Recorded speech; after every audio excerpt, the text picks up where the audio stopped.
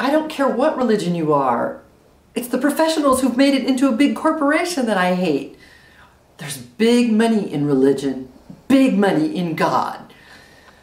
I love the fundamentals of most religion. I really do, but they're based on a flaw. It's the notion that people will behave decently instead of the stupid, greedy, short-sighted worms they are.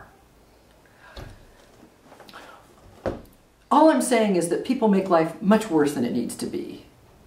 On the whole, I'd say we're failed as a species. Yep. But you gotta get what little pleasure you can out of this endless chamber of horrors. I say whatever works. As long as you don't hurt anybody, any way you can get a little joy out of this endless black chaos, take it. What's it all mean anyhow? Have you ever noticed that everyone thinks they know and they're all too happy to give you their opinion on religion, sports, politics, morality, love, your portfolio, health? Eat your fruits and vegetables. I don't want to eat them. I hate them. And omega-3s and 10,000 steps. Oh, and the flu shots. In the end, the day will still come when they put you in a box. The news is so depressing. Murder, the economy, terrorism everywhere. You read about some massacre in Darfur, or you read about some horrible earthquake, and you just feel terrible. And then you turn the page, and you go back to your free-range eggs from Whole Foods. Because what can you do? It's overwhelming. Now, we all have our problems, our regrets, our what-ifs. If only I'd purchased that house last year. If only I'd purchased that stock. If only I'd made a move on that guy. Give me a break. Enough with your would-haves and should-haves. That's why I can't say enough times. Any way you can get or get love or happiness, whatever works, take it. Doris? Wait. I know it's crazy for me to be doing all this crazy stuff just to get you. But it would be even crazier for me not to do it. All my life, I have been nothing more than a stepping stone in every relationship I've ever been in. It's always been the next guy that gets the gal. The next guy who's better than me. For once in my life, I want to be the next guy. And I want more than ever to be that guy for you. I've never said this in my life, but I love you. I really love you, and I don't want you to go. I know I've been an insane person. I know. That's going to stop. I promise. All I want is for you to be happy. And I can't do anything about the past or change what might have been. All I care about is what is. And this is an is. We're an is. Don't you think? When Joe and I started seeing each other, we wanted exactly the same thing. We wanted to live together, but we didn't want to get married because every time anyone we knew got married, it ruined their relationship. They practically never had sex again. It's true. It's one of those things no one ever tells you about. It's a secret.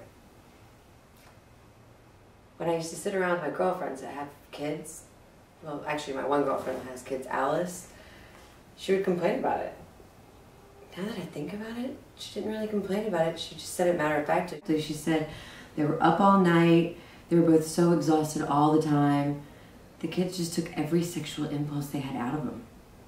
And Joe and I would go home and we'd talk about it and we'd say how lucky we were because we could have sex on the kitchen floor and not worry about the kids walking in, or we could fly off to Rome at a moment's notice. And one afternoon, I was taking Alice's little girl because I promised to take her to the circus, and we were in a cab and we were playing I Spy. You know, I spy mailbox, I spy lamppost. And she looked out the window and she saw this man and this woman and these two little kids. And the man had one of the little kids on his shoulders. And Alice's little girl said, "I spy a family." And I started to cry. You know? I just started crying. I went home and I said, "You know, Joe, we never really do fly off to Rome at a moment's notice."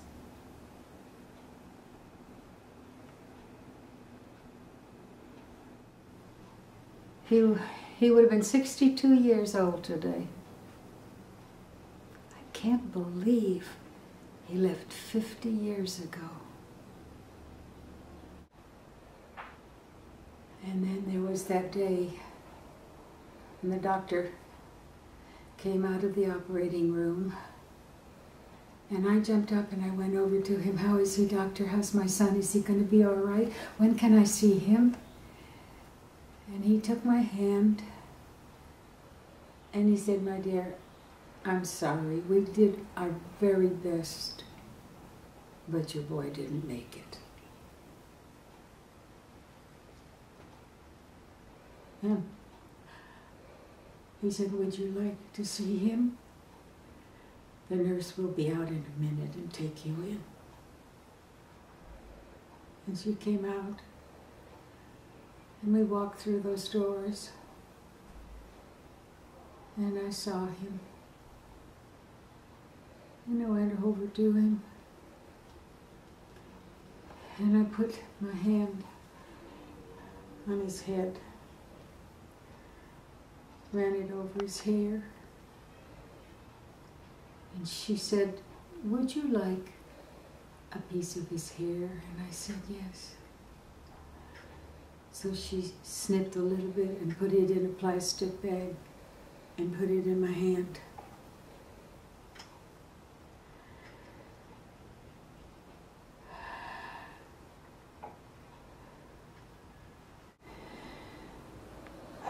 When we got home, I went upstairs to his bedroom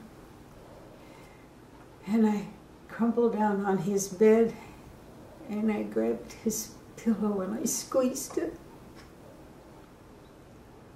I could still smell him.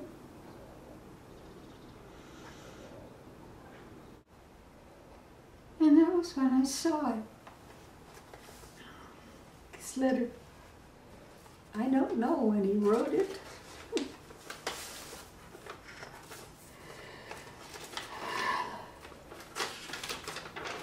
Your mom and Dad.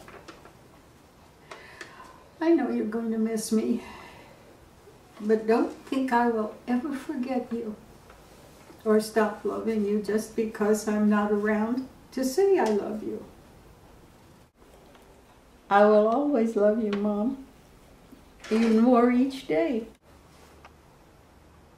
Someday, we'll see each other again, and don't be sad thinking about me. Grandma and Grandpa will meet me as soon as I get there. They'll show me all around. I can't wait to see the angels fly. I love you, and I'll be watching over you and loving you.